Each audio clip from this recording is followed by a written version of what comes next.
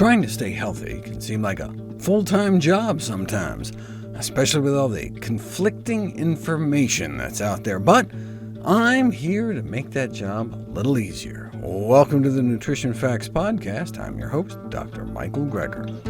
Did you know that a single dietary change can increase our resting metabolic rate? Here's our story with Nutrition Facts Senior Research Scientist Dr. Christine Dennis. We now know why fiber-rich foods can have such a powerful effect on our weight. The evidence for the role of fiber in weight control started with so-called ecological studies. These involve comparing population averages, and researchers noted that populations with extraordinary fiber intakes tend to have negligible obesity rates. For example, the average Pima Indian in Mexico eating their traditional high-fiber diet centered around the three sisters, corn, beans, and squash, is normal weight.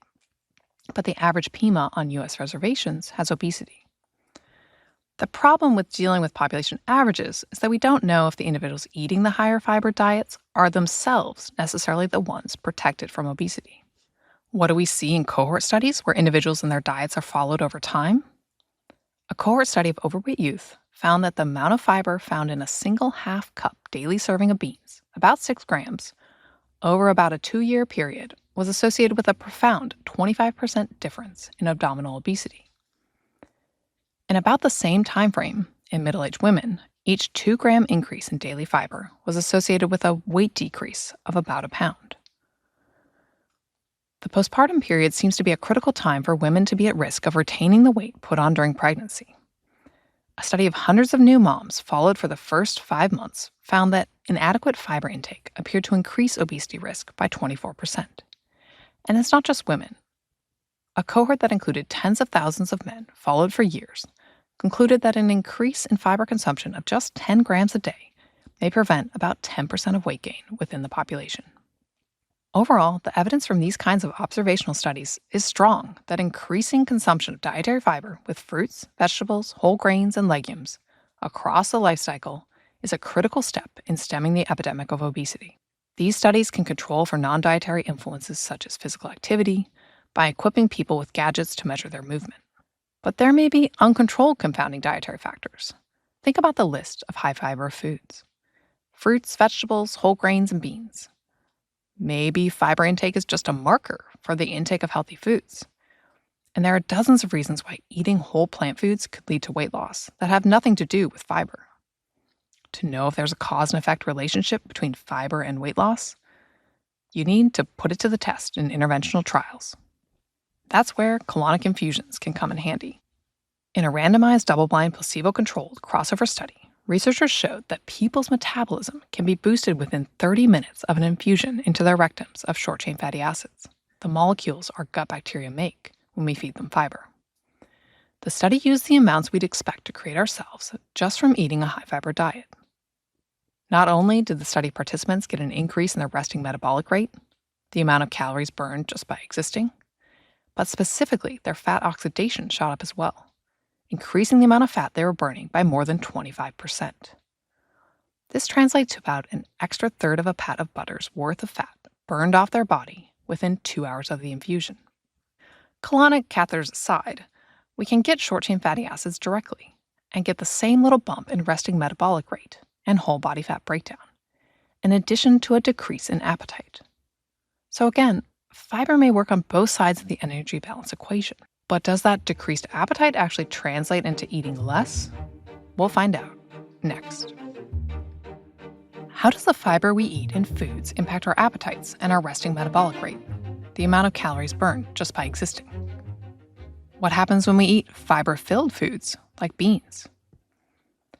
Researchers in Sweden gave people beans for supper, and by the next morning, after their friendly flora had a chance to eat them too, their satiety hormones like PYY were up, their hunger hormone ghrelin was down, and they reported feeling less hungry. The researchers didn't measure subsequent food intake, but a similar study with whole grain rye for supper did, and found a decrease in food intake at lunch the next day. Those who had eaten the fiber-rich food the night before felt fully satiated with about 100 fewer calories at a meal more than 12 hours later. So by eating fiber-rich foods, you're setting yourself up for success. Reduced caloric intake at a single meal or even over a whole day doesn't necessarily translate into long-term weight loss, though, as our body may find ways of compensating. Experimentally delivering short-chain fatty acids directly to the colon every day for months does reduce abdominal fat, liver fat, and overall weight gain. But what about getting them the old-fashioned way, eating fiber through our mouth? A 2022 systematic review and meta-analysis compilation of more than 24 randomized controlled trials of various straight fiber supplements versus placebo found that those study participants in the groups taking the actual fiber lost an average of about 2.5 pounds more than those in the control groups. These are studies only averaging 17 weeks long, though there have been fiber supplementation trials that have lasted up to a year, and they showed significantly more weight loss. The fiber supplement findings were inconsistent, however, presumably because dozens of different fiber types were tested. How much money can you make selling beans? So there are all sorts of fancy new fibers on the market with names like IQPG002AS. The IQP stands for InQPharm, the drug company that came up with it. Ironically, it was found to be quite effective, according, of course, to the employees of said drug company who published the study. Using isolated fiber extracted from plants or made in a lab can be helpful in experimentally proving fiber's effectiveness, apart from all the other healthy components in whole foods. But if anything, one might expect even greater benefits from eating fiber the way nature intended, in intact plant foods. It turns out that telling people to increase their intake of fiber-rich foods may actually be one of the most effective single pieces of advice for weight loss. Published in the prestigious Annals of Internal Medicine, a study entitled Single Component versus Multi-Component Dietary Goals randomly assigned hundreds of people into one of two weight loss regimens. One simply encouraged people to get at least 30 grams of fiber each day, which is about the recommended minimum adequate intake. The other group was advised to follow a far more complex weight loss program recommended by the American Heart Association. In addition to also being advised to hit the 30 daily grams of fiber target, study participants were prescribed carefully calculated calorie intake goals, told to switch from red meat to white, cut down on sugary beverages, reduce sugar and sodium intake across the board, and moderate their alcohol consumption.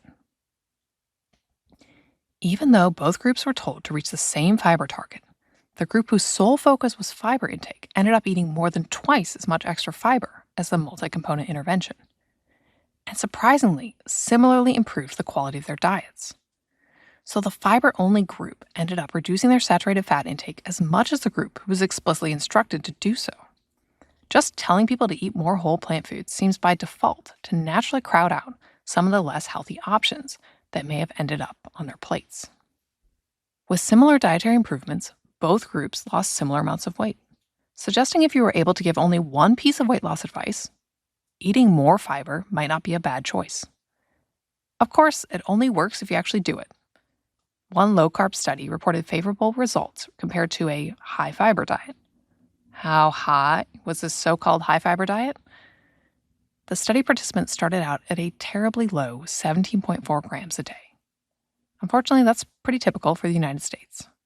That's only about half the average recommended minimum daily intake of 31.5 grams. The human body was designed to consume more than 100 grams of fiber a day. The participants started out at 17.4 grams and on their high-fiber diet shot up to 19.7 grams. That is in no way a high-fiber diet. Yet, the researchers used their findings to conclude, we believe previous claims of the benefits of fiber for weight loss may have been overstated. Less than 3% of Americans reach even the recommended minimum daily adequate intake of fiber. There's so much fuss about protein, but for that, the stats are reversed.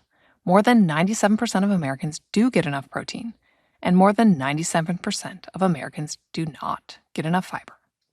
Almost everyone is eating fiber-deficient diets, and that's just based on the piddly U.S. dietary recommendations of 14 grams per 1,000 calories, which comes out to be about 25 grams a day for women and 38 grams a day for men. Visit NutritionFacts.org/audio to see all the podcast episodes with descriptions that include links to their associated videos. Sources cited and other details are available on each video's page. Information about my books, How Not to Die, How Not to Diet, and How Not to Age, and the upcoming How Not to Hurt, And my primers on Ozempic, ultra-processed foods, and natural approaches to cholesterol lowering can be found at NutritionFacts.org/books. All proceeds from book sales that I receive go straight to charity. And sign up for our free newsletter at NutritionFacts.org/subscribe to stay updated on the latest bite-sized videos and articles. NutritionFacts.org is a science-based nonprofit, and everything on the website is free. There are no ads, no corporate sponsorships, no kickbacks. We're strictly non-commercial, not selling anything, just put up as a public service, as the labor of love, as a tribute to my grandmother, whose own life was saved with evidence-based nutrition. Thanks for listening.